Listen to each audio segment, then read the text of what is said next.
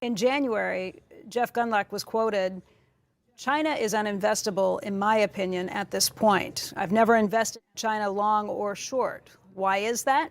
I don't trust the data. I don't trust the relationship between the United States and China anymore. I think that investments in China could be confiscated. I think there's a risk of that," end quote. Obviously, with a significant percentage of the Daily Journal's marketable securities invested in BYD and Alibaba, you feel differently. Please explain why you are right.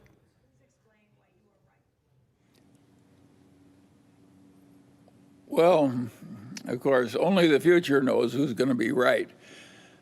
But China is a big modern nation. It's got this huge population and this huge modernity that's come in the last 30 years.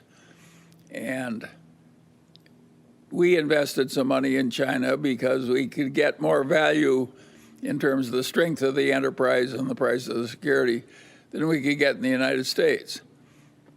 Other people, including Sequoia, the leading venture capital firm in the United States, have made the same decision we have. But I'm sympathetic to Gundlach. If he's nervous, he doesn't have to join us. Different folks have different opinions. I feel about Russia the way he feels about China. I don't invest in Russia, so I can't criticize Gundlach's point of view. It's just I reach a different conclusion.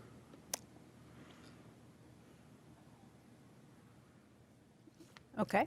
This question comes in from Bill Roberts, and he says, "Charlie, you and Warren have been making concentrated investments since the 1950s. Many of these investments have led to gains, but even more impressively, none of them have led to significant losses. As far as I can tell, neither one of you has lost more than a few percentage points of equity on any single investment. Daily Journal has recently bet a large amount of its capital on Alibaba and foreign traded stock. It's also taken on an additional $40 million in margin debt to make these investments. What makes you so sure that these investments won't lead to a substantial impairment of Daily Journal's equity capital, which would impact the company's ability to reinvest the resources needed to develop the company's software operating business?" Well, of course, if you invest in marketable securities, you have the risk that they'll go down and you'll lose money instead of make it. But if you hold a depreciating currency, that's losing purchasing power. On balance, we prefer the risks we have to those we're avoiding, and we don't mind a tiny little bit of margin debt.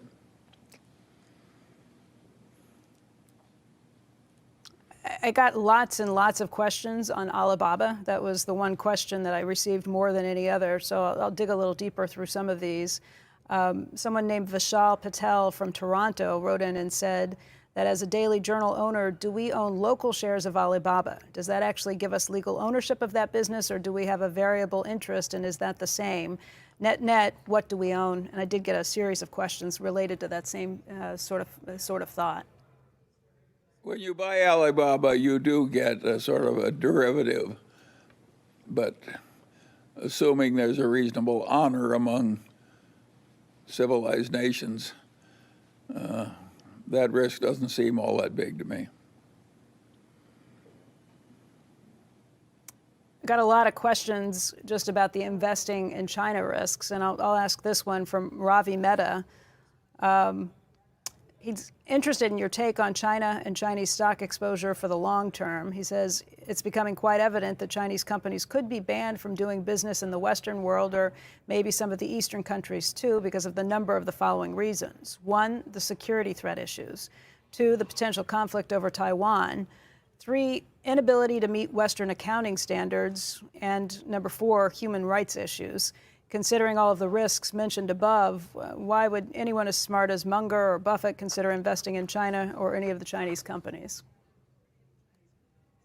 Well, we did it for a very simple reason. We got more strength per dollar invested. In China, the companies we invest in are stronger relative to their competition and priced lower. That's why we're in China.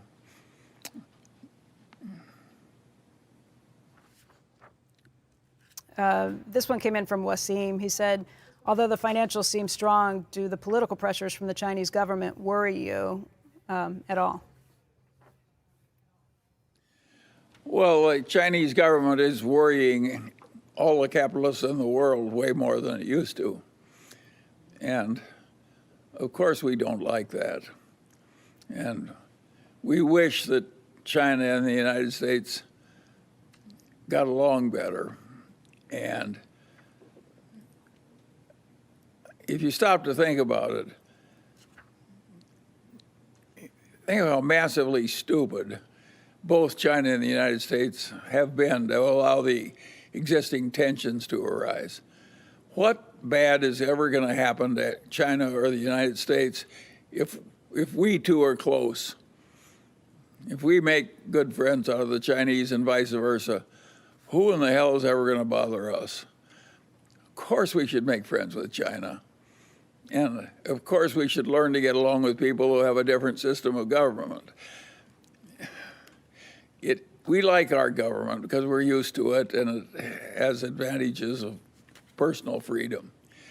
China could never have handled its life with a government like ours. They wouldn't be in the position they're in. They had to prevent 500 million or 600 million people from being born in China. They just measured the women's menstrual periods when they came to work and aborted those who weren't allowed to have children. You can't do that in the United States, and it really needed doing in China. And so they did what they had to do using their methods, and I don't think we should be criticizing China, which has terrible problems because they're not just like the United States. They do some things better than we do. They should like us and we should like them. So I'm totally, I think nothing is crazier than people who foment resentments on either side of that one. Another question came in on Alibaba, and I know that we've covered a lot of ground on this. I'll ask that because it's slightly different. This one comes from John Mooney in Marshfield, Massachusetts. And he says, Charlie, Alibaba is a top 3 holding for you. It sells at a steep discount to its U.S. peers. Best comparable is Amazon, which is triple Alibaba's PE. So what discount should U.S. investors seek when buying Chinese stocks, considering the political, regulatory, and especially the ownership structure risk? Oh, and considering the fortune Berkshire made on your BYD suggestion, why doesn't Buffett buy Alibaba?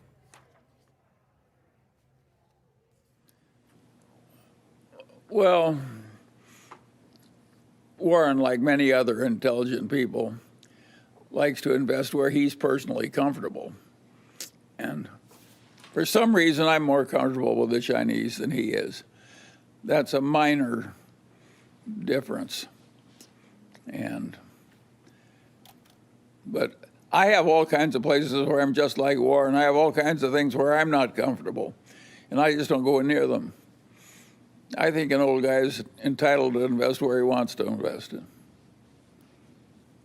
What makes you uncomfortable? What do you not? It's okay to have some things that you just don't want to bother with. Like crypto? I got I lots don't think of questions Alibaba on that.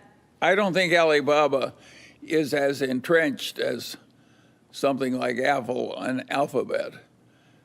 I think the internet is going to be a very competitive place, even if you're a big internet retailer.